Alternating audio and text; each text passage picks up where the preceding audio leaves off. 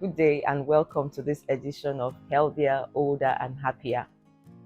I'd like to ask, what do you think is the most essential nutrient for life? And what do you think is the most neglected nutrient in our diets? It may surprise you to learn that the answer is water. Water. It's curious how much we ignore water in our diets. The human body is very complex. An average adult has about 30 trillion cells, and each of the cells absolutely requires water to function well. Indeed, 2/3 of your body, 2/3 of my body is made up of water. Do you know that there's a relationship between how much water you drink and how long you live, as well as how well you live? Some researchers followed up over 15,000 people for a period of 25 years to analyze the relationship between how much water they drank and how long they lived. Their findings were published in one of the prestigious Lancet journals in January 2023. And what did they find? That people who did not drink enough water aged faster, developed chronic diseases, and died younger than those who drank enough water.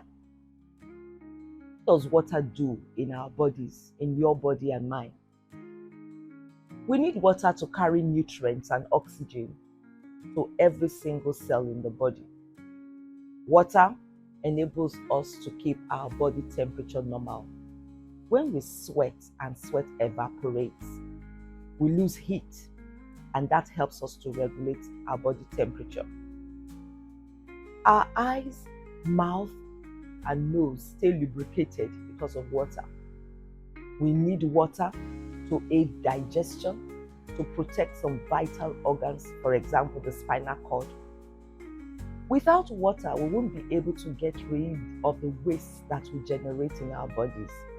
Water enables us to excrete waste through urine, sweat, and feces. We get water by drinking water, 100% water. We also get water in the fruits and vegetables that we eat. There are some that contain up to 90% water, some 80%, and in various degrees. So for example, you could get enough water, plenty of water, by taking watermelon, bananas, carrots, pineapples, avocados, boiled corn, shrimps, etc. We also get water from the beverages that we drink. You know, you feel the urge to drink water when your brain stimulates the thirst center, and then you reach out for water, hopefully. We also drink water because of the pleasure that we get from drinking water. Question is, do you drink enough water?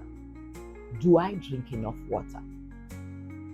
The National Academies of Sciences, Engineering and Medicine recommends that the average adult man should drink 3.7 liters of water every day.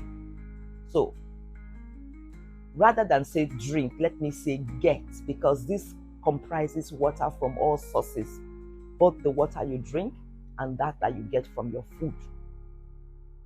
The average adult woman should drink 2.7 liters of water a day.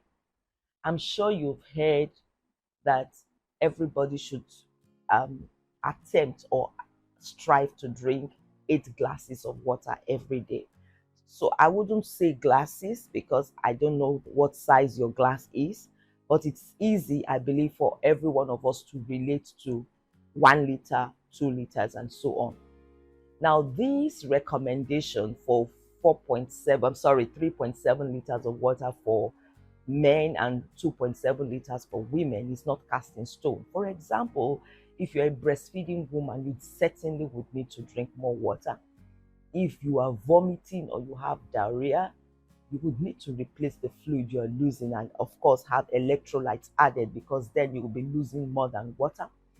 If you have skin lesions that are weepy, or someone has suffered from burns and has lost a substantial amount of skin, they'll be losing a lot of water and they would need to have that water replaced. People who have fevers would need more water because of the amount of water they will be losing as a result of the fever.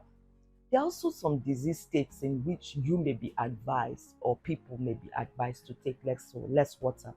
For example, people with congestive cardiac failure, congestive heart failure, and those with advanced kidney disease. We want to talk a bit about dehydration. Dehydration is a situation where the body does not have enough water to carry out its normal functions, and it may manifest in various ways. The lips and the mouth feel dry, there's difficulty in concentrating, alertness is reduced, even simple arithmetic becomes difficult. Headaches are very closely associated with dehydration, and it has been shown that in people who have migraines, attacks of migraine can be precipitated by dehydration, and recovery from migraine is slower in people who are dehydrated.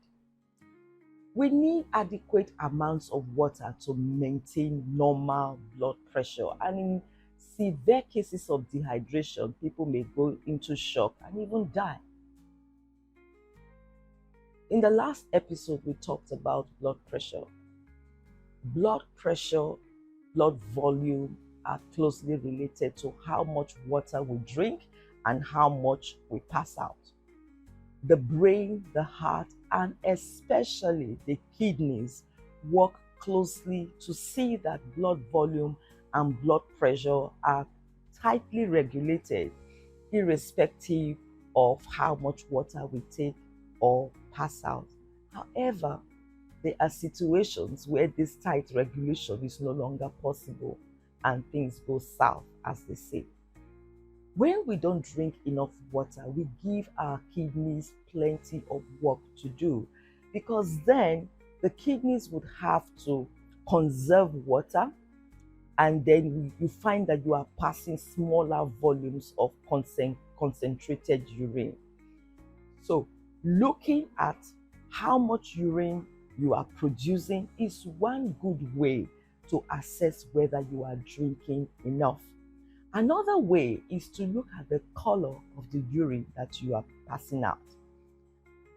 When you are drinking enough water, your urine should be pale yellow, almost colorless. However, when you are not drinking enough water, urine darkens to bright yellow, light brown, and darker brown. But please remember, the color of your urine is also affected by the kinds of food you eat and by some of the medicines that you may be taking. Another way to check for whether you are drinking enough is to do what we call the pinch test. If you pick up a little bit of your skin over the back of your hand and raise it and then drop it, it should return flat within almost immediately. So if this return is delayed, it may be an indication that you are not drinking enough water. But we need to be mindful about the interpretation of this test in people who are elderly, because of the changes that occur in the skin with aging. So for older persons, we need to be quite careful about water. Dehydration is not something to play with in older persons. In people who are aged 60 years and above, which is the United Nations cutoff for who an older person is, one of the things that occurs is that the brain does not respond as smartly to water deprivation as it does in younger people. So older persons tend not to feel as thirsty as younger persons, and Unless they are intentional about drinking enough water, they may get dehydrated. And dehydration is a big deal in the elderly. It can cause confusion, delirium, which can be misinterpreted for many things. It can cause falls, and you don't want an older person to fall for any reason.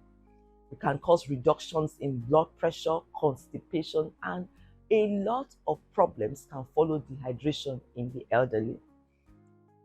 There are different reasons why people may not drink enough water. Sometimes we don't just remember to drink water. Other times we have the sensation of thirst, but instead of reaching out for water, we reach out for food. And some people deliberately don't drink water because they don't want to use the restroom, and so they starve themselves of water. Now, if it happens that the reason you are not drinking enough water is because you don't remember, then there are ways to help you remember that you need to drink water. And one way is to keep water close by, preferably in a container that you find attractive. I see a lot of people with some fancy water bottles around these days, and you can use that as a reminder, putting it close to where you work or whatever place you may find yourself, so that you are reminded to drink. Another way is to spice up your water with your favorite fruit. Just cut a bit of it into your favorite fruit, and then try to drink your beverages with more water than you would ordinarily do. For others, the reason they don't drink is because they can't afford to. Every single drop of water costs money, and they can't afford to buy as much water as they would love to drink. Yet for another category of people, potable water, that is water that meets the quality standards for use by human beings, is beyond their reach. And this reminds me of a situation that we had in 2 Kings chapter 2, from verse 19 to 22, where the leaders in Jericho walked up to the prophet Elisha and said, "We are in a pleasant place. The landscape is beautiful, but we have a challenge. Our waters are bad. And because of this, people are dying young, the women are infertile." In that situation, Elisha prayed over the water, and the waters were healed. Today, I'm trusting God that wherever people are having water shortages, having challenges, accessing this life-giving, life-sustaining nutrient that is so often neglected, help will come. If you found this episode useful, please spread the word about the need for us to drink more water. Would like you to stay connected with us by subscribing to our YouTube channel. It's free. You could hit the notification bell to stay updated with our latest videos. You would find more resources at our website, aituaje.com, aituaje.com. You can also connect with us on Facebook, Instagram, Spotify, Apple Music, and Amazon. I look forward to seeing you next time.